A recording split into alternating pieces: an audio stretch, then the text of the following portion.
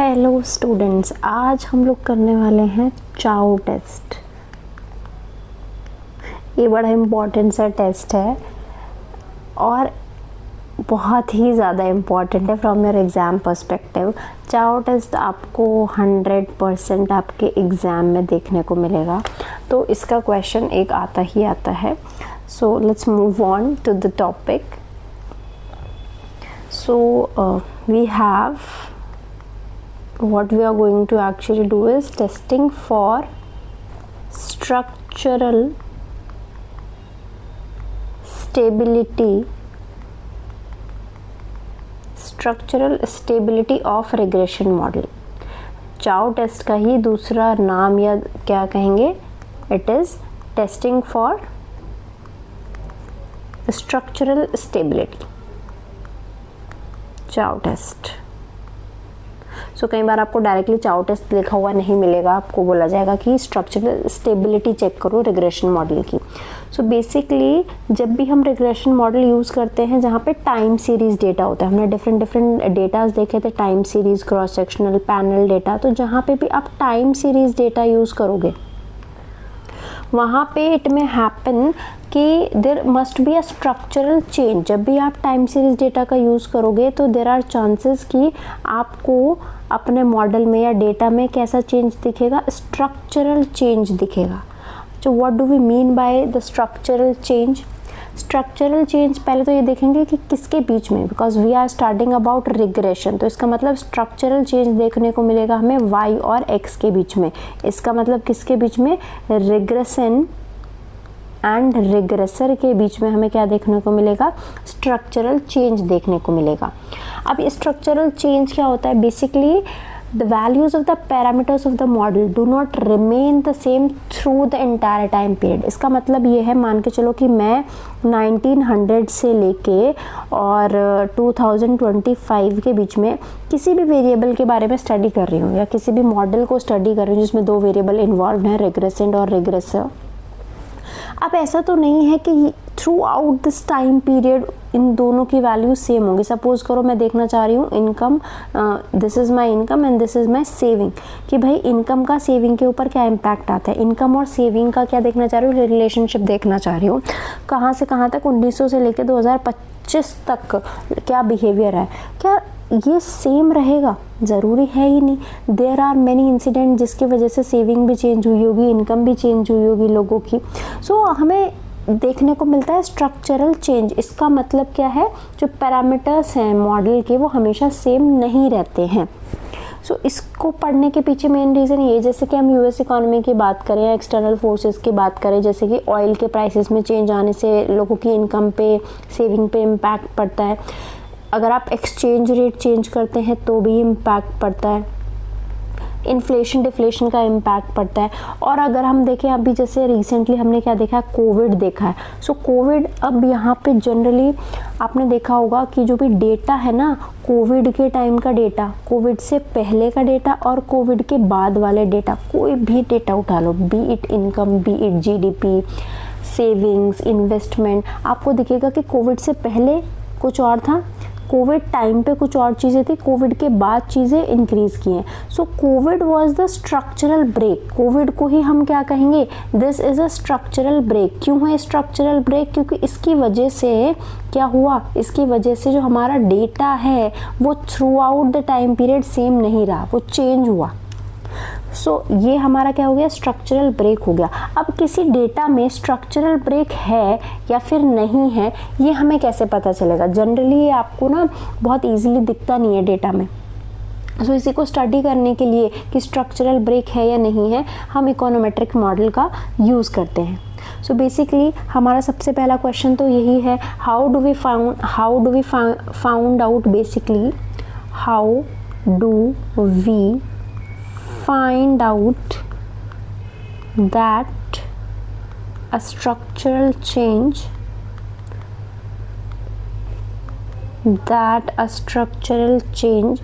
has in fact occurred, कि actual में कोई स्ट्रक्चरल चेंज हुआ है। अब जैसे मैंने कोविड का एग्जांपल दिया, ये तो बहुत एविडेंट एग्जांपल है, सबको पता है, लेकिन ऐसा भी तो हो सकता है कोई छोटा मोटा इंसिडेंट हुआ उसकी वजह से डेटा में स्ट्रक्चरल चेंज आए हो।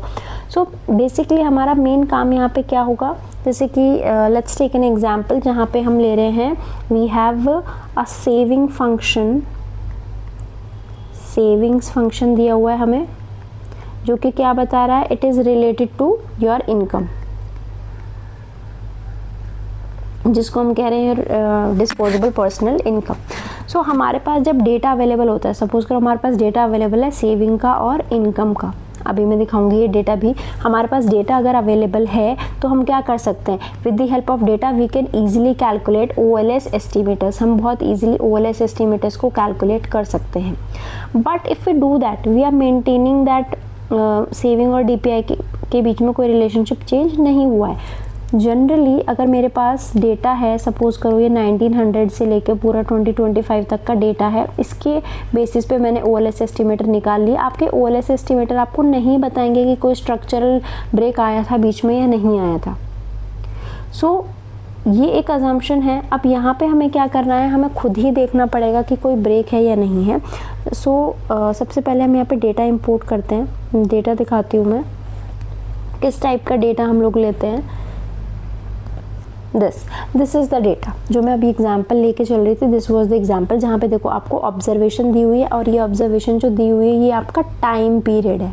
तो सबसे पहली चीज़ कि जब भी हम टाइम सीरीज डेटा डिस्कस करते हैं तो we have the basically chance of a structural break. Savings आपको दिखेगी यहाँ पे S और ये आपकी इनकम है, ये ऑब्जर्वेशन है। देखो कहाँ से कहाँ तक दिया हुआ है, 1970 से लेके 1995 तक दिया हुआ है। अब हम ये आपका यूएस का डेटा है, यूएस के डेटा के अकॉर्डिंग हम मान के चल रहे हैं कि 1982 में एक रिसेशन आया था यूएस में 1982 में। सो 1982 को हम क्या मान रहे हैं, it is a basically year of structural break. But देखो ये मैंने आपको बता दिया कि ऐसा हुआ था, अगर मैं ये ना बताऊँ तो आप देखोगे कि डेटा ना आपको वैसा ही दिख रहा है कि इनकम बढ़ रही है, देखो इनकम बढ़ रही है, सेविंग्स बढ़ रही हैं, कम भी हो रही हैं, बढ़ रही हैं, कम भी हो रही हैं, आप नहीं बता सकते। You can not tell by looking at the data कि यहाँ पे कोई स्ट्रक्चरल ब्रेक था, और स्ट्रक्चरल ब्रेक था तो वो किस पीरियड में था ये भी बता। देखो यहाँ पे आपको नॉर्मल दिख रही चीज़ें, इसके बाद देखो चीज़ें चेंज होनी स्टार्ट हुई हैं। बट ये स्ट्रक्चरल ब्रेक हम डेटा को देख के सिर्फ नहीं बता सकते, we need to basically examine the models behind it. अब हम यहाँ पे क्या करने वाले हैं, हम इसको दो पीरियड में, टाइम पीरियड में डिवाइड कर देंगे। मैंने बताया ना कोविड जैसे है, कोविड की वजह से हम दो टाइम पीरियड की बात करते हैं, कोविड से पहले हमारी इकोनॉमी कैसी थी, कोविड के बाद कैसी थी।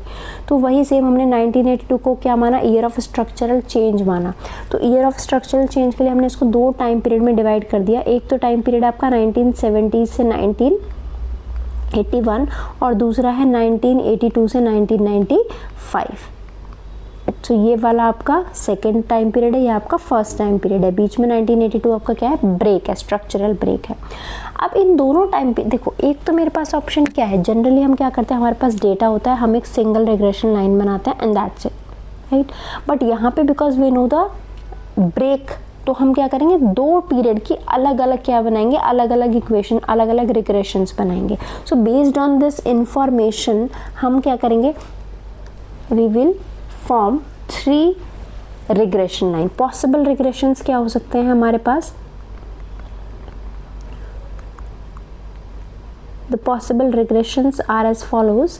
जैसे कि आपका पहला टाइम पीरियड है 1970 से 1980 तक का, ठीक है। इसमें आपने फॉर्म किया yt is equal to λ1 λ2 xt and you have lambda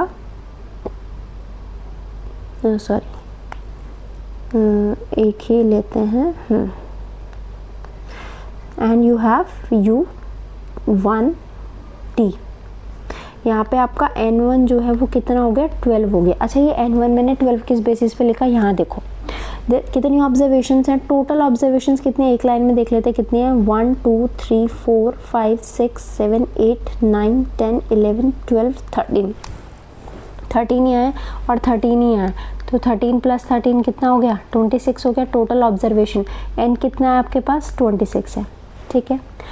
यहाँ आपने पहले टाइम पीरियड में कहाँ से कहाँ तक लिया, 1970 से 1981 तक लिया है, तो N1 आपका क्या हो जाएगा, 12 हो जाएगा। और बाकी 1982 से 1995 में N2 क्या हो जाएगा आपका 14। हमने इस 26 को दो पार्ट में डिवाइड कर दिया है, एक में N कितना है 12 है और दूसरे में N कितना है 14 है।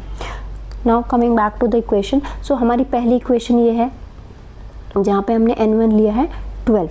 दूसरी जो इक्वेशन बनेगी वो हम मान के चल रहे हैं 1982 से 1995 वाली, तो इसकी हमने रिग्रेशन लाइन बना ली ये gamma 1 gamma 2 xt plus u 2t, और यहाँ पे आपका ऑब्जर्वेशंस जो है वो है कितनी 14। अच्छा, इन दोनों को मिला के अगर एक तीसरी रिग्रेशन भी बन सकती है जिसमें टोटल ले रहे हैं 1970 से 1995 तक का, इसको हम लिख रहे हैं yt is equal to alpha 1 plus alpha 2 xt plus ut, और यहाँ पे आपका n कितना होगा, ऑब्वियस सी बात है n1 plus n2 which is equal to 26। तो ये तीन पॉसिबल रिग्रेशंस हैं जो हम बना सकते हैं। अगर मुझे ये पता है 82 में जो ब्रेक आया है, स्ट्रक्चरल ब्रेक आया है, तो मेरी एक रिग्रेशन लाइन ये बनेगी, एक ये बनेगी, या फिर मैं टोटल की एक साथ बनाऊँ तो ये बनेगी। तो तीन रिग्रेशंस हैं जो हम पढ़ सकते हैं। अब इनका बेसिकली काम क्या है, देखो जो ये वाला रिग्रेशन है आपका, ये रिग्रेशन नंबर 3, इसको हम लिख देते हैं this is regression number 1, this is regression number 2 and this is regression number 3। सो ये जो रिग्रेशन है थर्ड वाला आपका, ये क्या अज्यूम कर रहा है, there is no difference between the two time period. ये आपको ये बता रहा है there is no difference, there is no difference between two time periods. जो आपके दो टाइम पीरियड्स है उसमें कोई डिफरेंस नहीं है। ऑब्वियस सी बात है, मैंने आपको बताया था, आप पूरा डेटा देखोगे तो आपको समझ नहीं आएगा, आप यही मान के चलोगे कि कोई डिफरेंस नहीं है। So this regression assume that intercept as well as slope coefficient remain the same over the time period. हम ये मान के चल रहे हैं कि ये वाले में, यहाँ इस मॉडल में आपका स्लोप भी और इंटरसेप्ट भी सेम रहने वाला, कोई भी स्ट्रक्चरल चेंज यहाँ पे नहीं है। तो जब हम ये अज्यूम करें there is no difference between two time period, तो हम यहाँ पे एक चीज़ अज्यूम कर रहे हैं, इसका मतलब हम ये कह रहे हैं ये जो अल्फ़ा 1 है, अल्फ़ा 1 ये इसके बराबर है और इसके भी बराबर है। डिफरेंस का मतलब यही हो गया ना, दोनों मिला के बराबर है। सो लैम्डा 1 के बराबर है और गामा 1 के बराबर है। वैसे ही अल्फ़ा 2 किसके बराबर है, लैम्डा 2 के और गामा 2 के बराबर है। सो यहाँ पे तो हम ये अज्यूम करते हुए चल रहे हैं थर्ड वाली इक्वेशन में, बट हमें पता है जो ये दो इक्वेशंस हैं आपके रिग्रेशंस हैं, ये अज्यूम कर रही हैं कि दोनों टाइम पीरियड में, दोनों जो टाइम पीरियड है, ये वाला टाइम पीरियड और ये वाला टाइम पीरियड, ये डिफरेंट है, कुछ ना कुछ यहाँ पे चेंज आया है। इसका मतलब ये दोनों आपको ये बता रहे हैं कि स्लोप और इंटरसेप्ट में चेंज है। अब यहाँ पे मैं बार बार दो टर्म्स डिस्कस कर रही हूँ, स्लोप इंटरसेप्ट, स्लोप इंटरसेप्ट। उसके पीछे रीज़न क्या है, मैं ये कहना चाह रही हूँ when I am studying it as a whole time period, तो मैं ये मान के चल रही हूँ कि भाई ना तो स्लोप में चेंज आया ना ही इंटरसेप्ट में चेंज आया कर्व के, लेकिन यहाँ इन दोनों कर्व के स्लोप में भी चेंज हो सकता है और इंटरसेप्ट में भी चेंज हो सकता है, देयर इज़ पॉसिबिलिटी। अब ये तीनों जो रिग्रेशन लाइन बनाई है, इनकी मैं आपको एक एस्टिमेशन प्रोवाइड कर रही हूँ। एस्टिमेट करने के बाद मेरे पास इनकी जो वैल्यूज़ आएंगी, they will look like this. So these are the values. ये मेरे पास वैल्यू आ गई यहाँ पे। देखो फर्स्ट वाली जो है ये क्या बता रहा है, ये आपका फर्स्ट वाला रिग्रेशन है जहाँ पे आप ले रहे हो 1970 से 1981 तक का, ठीक है। ये वाला आपका दूसरा है जहाँ पे आप ले रहे हो टाइम पीरियड बिटवीन 92 से 1995 तक, और ये वाला है आपका होल वाला जहाँ पे आप 1970 से 1995 तक ले रहे हो। मैंने इनका एक एस्टिमेशन दे दिया है आपको। सो एस्टिमेशन ये आपका, आप याद रखना, ये आप यहाँ पे lambda 1, lambda 2, gamma 1, gamma 2, alpha 1, alpha 2, ये सारी वैल्यूज़ हैं। आपको यहाँ पे मेन चीज़ जो याद रखनी है वो क्या है, आपको इस तरीके की चीज़ें ऑलरेडी क्वेश्चन में मिल जाएंगी। आपको ये ध्यान रखना है दिस इज़ RSS 1, जब फर्स्ट टाइम पीरियड आपने जो डिवाइड किया, दिस इज़ RSS 2, और यहाँ पे आता है RSS3। ये जो RSS3 है ये आपका टोटल वाला RSS है, और ये हमेशा आपको कैसे मिलेगा, RSS3 जो है RSS1 और RSS2 को प्लस करके मिलेगा।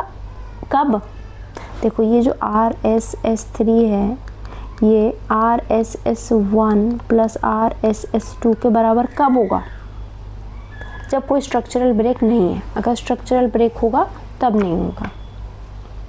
सो यहाँ पे आपको यही दो या बेसिकली इक्वेशंस ध्यान रखनी है, और थर्ड वाली इक्वेशन आपकी टोटल वाली है। अब जो मैं इंटरसेप्ट और स्लोप की बात करी थी, लेट मी इम्पोर्टेंट फाइल, आपको उससे बहुत इजीली क्लियर हो जाएगा कि किस तरीके से चेंज आता है। देखो जब मैं बात कर रही हूँ कि there is a structural break between these two time periods, और वो स्ट्रक्चरल ब्रेक कब आया, 1982 में आया। सो व्हेन डेटा प्लॉट जब किया गया, keeping 1982 as a structural change, so यहाँ देखो 1970 से 1981 में this was the intercept, this is the intercept, और ये आपका स्लोप है, ठीक है।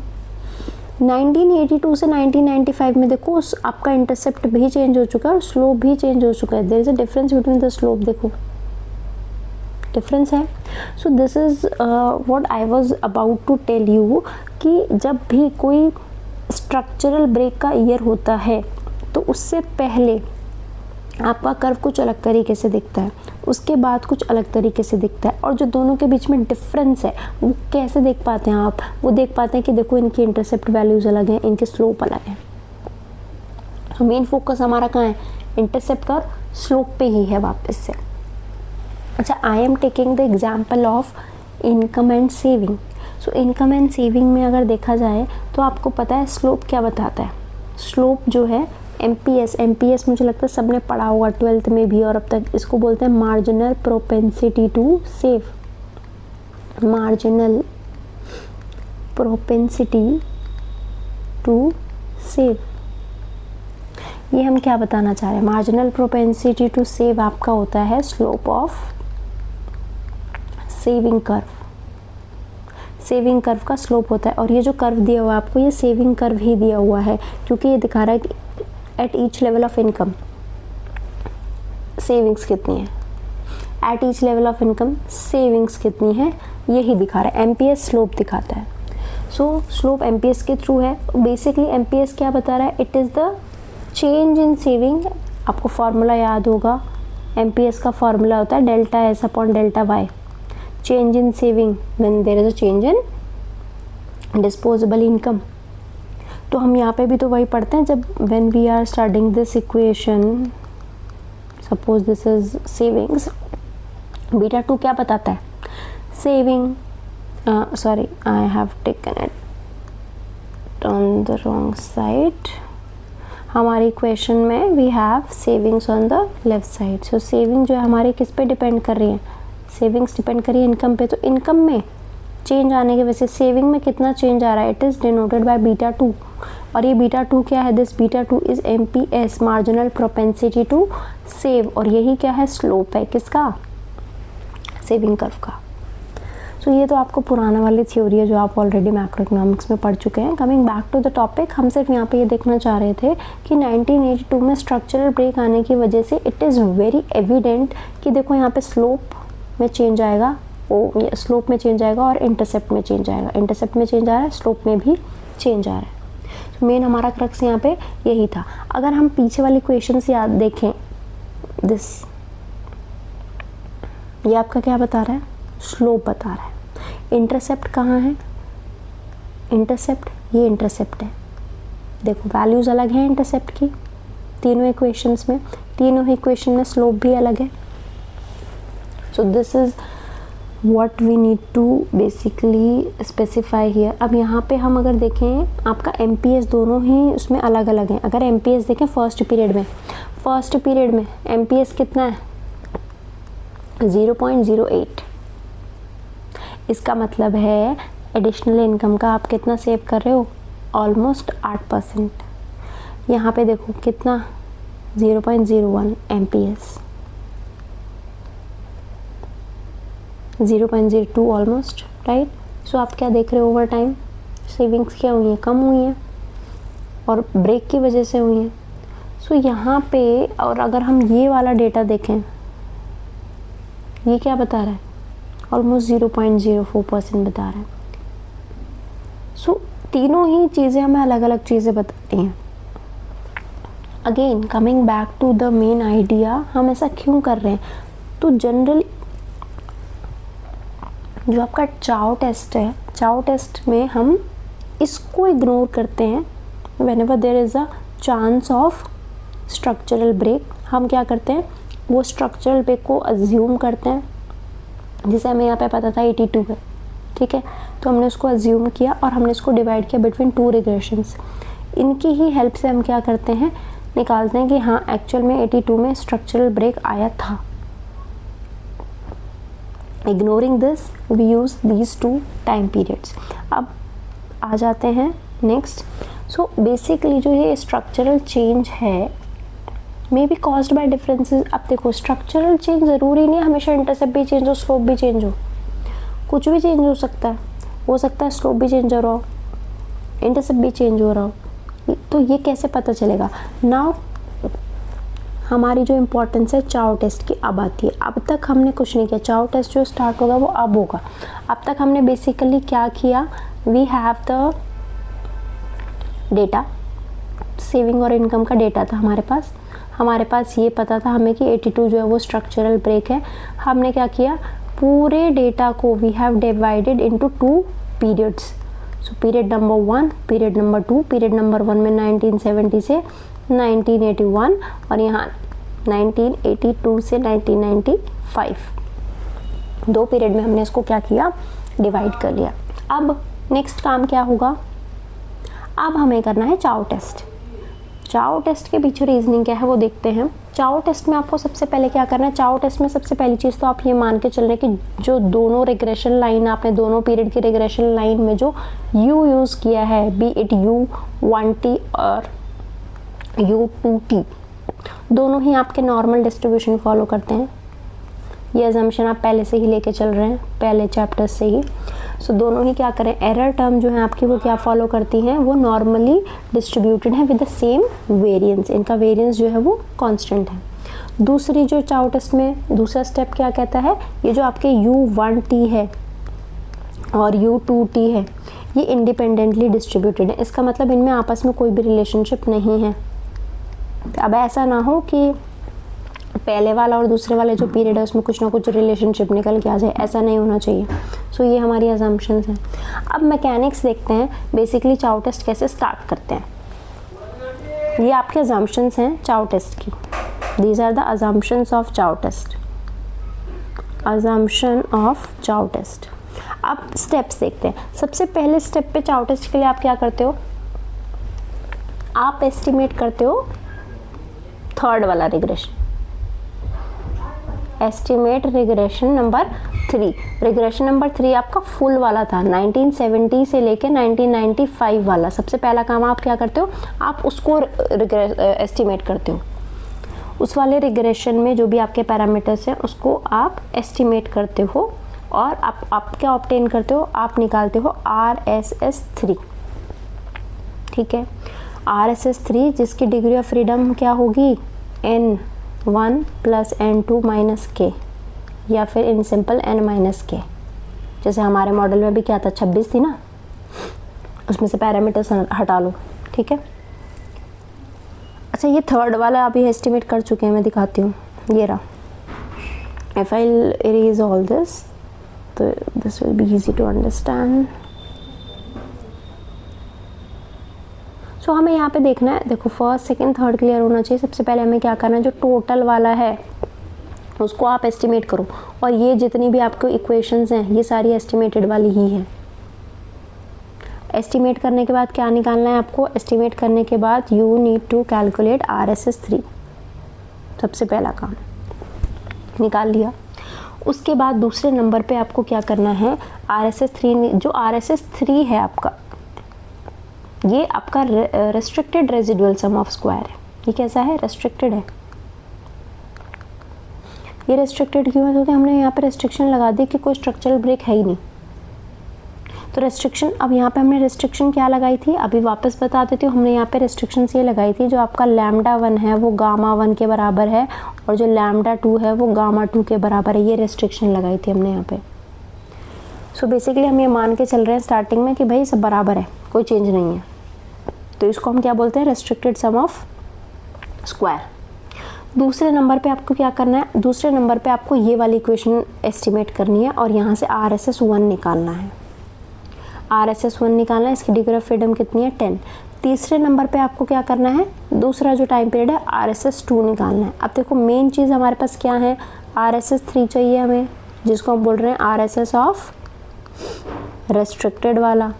ये आपका RSS 2 और RSS 1 जो आपने सब पीरियड डिवाइड किए हैं, वो ये जो सब पीरियड डिवाइड किए हैं इन्हीं को हम बोलते हैं अनरेस्ट्रिक्टेड। ये अनरेस्ट्रिक्टेड RSS है, क्योंकि यहाँ पे तो हमने कोई रेस्ट्रिक्शन लगाई ही नहीं है, हमने कुछ कहा ही नहीं कि कौन किसके बराबर होगा। तो इनको हम अनरेस्ट्रिक्टेड वाले R² बोलते हैं।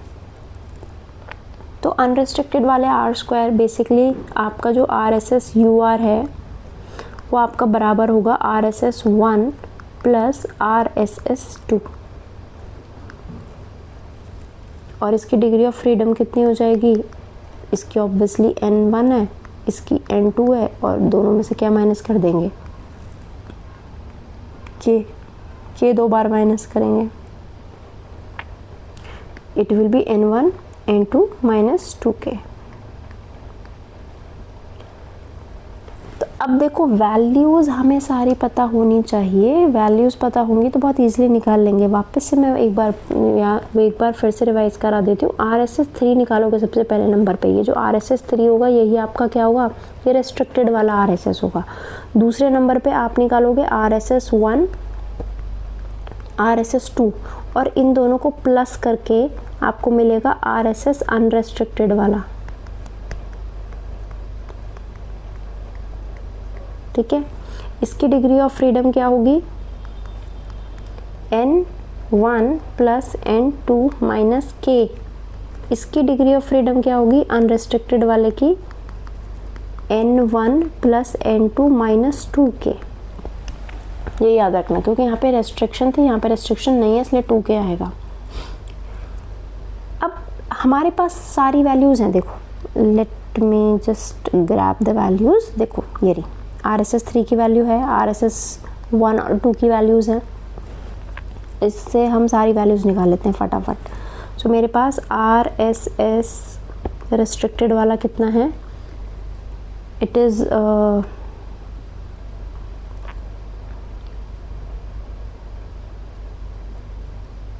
23,248.30। और अगर RSS अनरेस्ट्रिक्टेड वाला निकालें तो उसमें आ जाएगा आपका RSS 1 प्लस RSS 2। RSS 1 कितना है? 1785.032 और RSS 2 है 10,000 समथिंग लाइक दिस। दोनों को प्लस करके हमें मिलेगा 11,790.25। दोनों वैल्यूज़ आ गई। इन दोनों वैल्यूज़ का यूज़ कहाँ है भी बताती हूँ, क्योंकि चाउ टेस्ट निकालना है ना। चाउ टेस्ट के लिए कुछ ना कुछ फार्मूला तो बनेगा। वो फार्मूला आता है। अब चाउ टेस्ट को हम बेसिकली, चाउ टेस्ट जो आपको वो F डिस्ट्रीब्यूशन फॉलो करता है। और चाउ टेस्ट से पहले हमें क्या बनाना पड़ेगा? एक हाइपोथेसिस तो बनानी ही पड़ेगी। हाइपोथेसिस हम जब बना रहे हैं तो हम लिखेंगे null hypothesis that there is no structural, कोई भी स्ट्रक्चरल चेंज नहीं है, हम ये मान के चल रहे हैं। और आपका नल हाइपोथेसिस क्या हो जाएगा? ऑब्वियसली कि स्ट्रक्चरल चेंज है। ठीक है, अब निकालते हैं F। आपका F ही फॉलो होगा चाउ टेस्ट में भी, लेकिन फॉर्मूला क्या बनेगा? F will be RSS restricted minus RSS unrestricted upon K। RSS unrestricted upon में N1 N2 माइनस 2K। अब यहाँ पर इनकी डिग्री ऑफ फ्रीडम ही मेन इम्पॉर्टेंट है। ये आपका फॉलो करता है F distribution with degree of freedom as K N1 N2 minus 2K। ये याद रहना चाहिए आपको। अब यहाँ पे आप f निकालोगे, जो भी मेरे पास वैल्यूज़ थी उनके थ्रू मैंने f निकाला। k मेरे पास 2 है और 22 हो जाएगा, ये आपका 26 है और k है आपका 2, तो 2 × 2 4, तो ये 26 - 4 हो जाएगा आपका 22। वैल्यू जो आएगी f की कैलकुलेट करके वो आ जाएगी 10.6 समथिंग। और हमें पता है इस केस में हम नल हाइपोथेसिस को रिजेक्ट करेंगे। क्यों करेंगे reject? Because it is a very huge value. Calculated f आपका ज़्यादा आएगा, किससे? टैबुलेटेड f से। सो चाउ टेस्ट आपको क्या बता रहा है? चाउ टेस्ट आपको ये बता रहा है कि देखो हमने यहाँ पे ओवर द टाइम क्या किया है, एक बार फिर से समझो। मेरे पास डेटा अवेलेबल था, ठीक है, एस और वाई का, पर डेटा के थ्रू कुछ पता नहीं चल रहा था। समवेयर थ्योरी से मुझे ये पता चला कि भाई एक स्ट्रक्चरल ब्रेक आ रहा है 1982 में, पर मुझे ये चेक करना है कि क्या ये स्ट्रक्चरल ब्रेक है या नहीं है। सिर्फ मुझे कहीं से अफवाह पता चली कि 1982 में स्ट्रक्चरल ब्रेक की वजह से आपके कुछ चेंजेस आए हैं, ठीक है।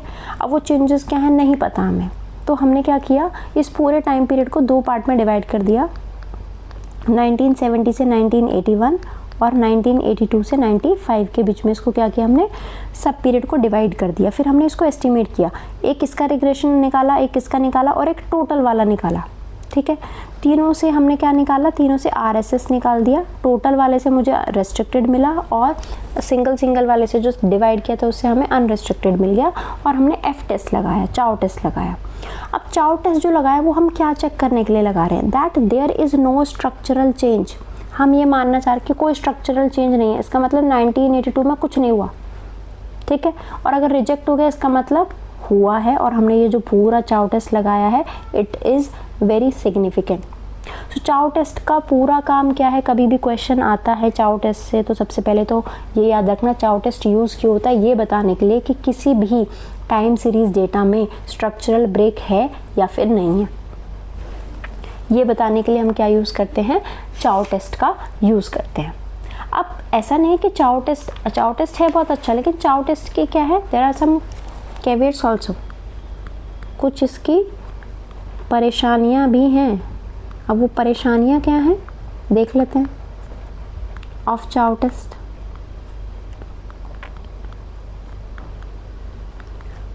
सबसे पहली तो यही है कि अजम्पशंस, आपको अजम्पशंस लेनी पड़ रही है। Assumptions underlying the test must be fulfilled, सारी फुलफिल होनी चाहिए। मेनली तो आपकी वो UI वाले अजम्पशन है जो कि ये बताता है नॉर्मली डिस्ट्रीब्यूशन फॉलो करता है, तो ये होनी चाहिए, तभी आपका जो पूरा टेस्ट है वो आगे क्या होगा, बढ़ेगा, अदरवाइज आगे ही नहीं बढ़ पाएगा। और चाउ टेस्ट क्या बता रहा है हमें, चाउ टेस्ट हमें ये बता रहा है, चाउ टेस्ट हमें ये बता रहा है जो दैट द 2 रिग्रेशन, जो हमने 2 रिग्रेशन लिए, कौन से 1 और 2 वाले जो लिए थे, 1 वाला आपका 1970 से 1981 वाला था एंड दिस वाज 1982 से 1995 वाला। ये दोनों रिग्रेशंस क्या हैं आपके, डिफरेंट है। चाउ टेस्ट ये बता रहा है बस कि डिफरेंट है, there is some change, there is some difference, ठीक है। बट हमें ये नहीं बता रहा, मतलब इसके थ्रू हम ये बता सकते हैं, चाउ टेस्ट हमें structural, it provides the evidence of structural break. ये सिर्फ हमें एक एविडेंस दे रहा है कि आपके मॉडल में एक स्ट्रक्चरल ब्रेक है, बट ये नहीं बताता कि ये जो स्ट्रक्चरल ब्रेक है ये किस तरीके से, बेसिकली किस बेसिस पे है। इंटरसेप्ट अलग है, इंटरसेप्ट डिफरेंट है या नहीं है, नहीं पता, क्वेश्चन मार्क है। स्लोप डिफरेंट है या नहीं है, क्वेश्चन मार्क, ये नहीं पता हमें। चाउ टेस्ट की सबसे बड़ी प्रॉब्लम तो ये, चाउ टेस्ट आपको ये तो बता देगा कि स्ट्रक्चरल ब्रेक है, बट आपको कभी भी ये नहीं बताएगा कि ये जो स्ट्रक्चरल ब्रेक है, मतलब अभी जो हमने डायग्राम देखा था ना कि एक यहाँ से स्टार्ट हो रहा था कर्व और एक यहाँ से हो रहा था, ये चीज़ चाउ टेस्ट नहीं बताएगा। ये आपके पास पूरा डेटा अवेलेबल था, आपने डायग्राम बना लिया, देख लिया, अदरवाइज चाउ टेस्ट के थ्रू आप नहीं बता सकते कि स्लोप में चेंज आ रहा है दोनों के, या फिर इंटरसेप्ट में चेंज आ रहा है, कुछ नहीं बता सकते। सो इस चीज़ में आपका जो चाउ टेस्ट है वो क्या है, कहीं ना कहीं लैग करता है। और इसी प्रॉब्लम को सॉल्व करने के लिए एक नई चीज़ बनी, दैट इज़ डमी वेरिएबल, जो कि हम नेक्स्ट चैप्टर में पढ़ेंगे, वो इसका सॉल्यूशन है। So this is all about Chow test. It is very important from your exam point of view. मैं वापस से एक बार बता देती हूँ, when you have a whole data time period आपके पास अवेलेबल है और इस टाइम पीरियड में आपको एक ब्रेक नज़र आता है, उस ब्रेक का एविडेंस चेक करना है, तो आप इसको दो पार्ट्स में डिवाइड करते हैं, दो अलग अलग रिग्रेशन बनाते हैं। एक इसका रिग्रेशन बनेगा, सपोज दिस इज़ R3, एक इसका रिग्रेशन बनेगा और इसका रिग्रेशन बनेगा, दिस इज़ R2। ठीक है, ये वाला रेस्ट्रिक्टेड होता है, ये दोनों अनरेस्ट्रिक्टेड होते हैं। इसकी हेल्प से हम क्या करते हैं, F निकालते हैं और ये पूरा प्रोसेस चाउ टेस्ट कहलाता है। और यहाँ पे नल हाइपोथेसिस बनाते हैं। नल हाइपोथेसिस याद रखनी चाहिए that there is no structural change, जिसको हम बाद में क्या करते हैं, रिजेक्ट करते हैं। There is no structural change. तो इतना प्रोसेस अगर आपको याद है, इतना प्रोसेस दिमाग में रह गया तो कर लोगे, इसको कर ले जाओगे बहुत आराम से। सो आई होप सबको ये समझ आया होगा। ये थोड़ा सा टिपिकल तो है बट इतना टफ नहीं है। If you follow the process, अगर आपको प्रोसेस याद रहेगा आप नहीं भूलोगे कभी भी। So that's it. So it is all about chapter number 8. So we have finished chapter number 8 today.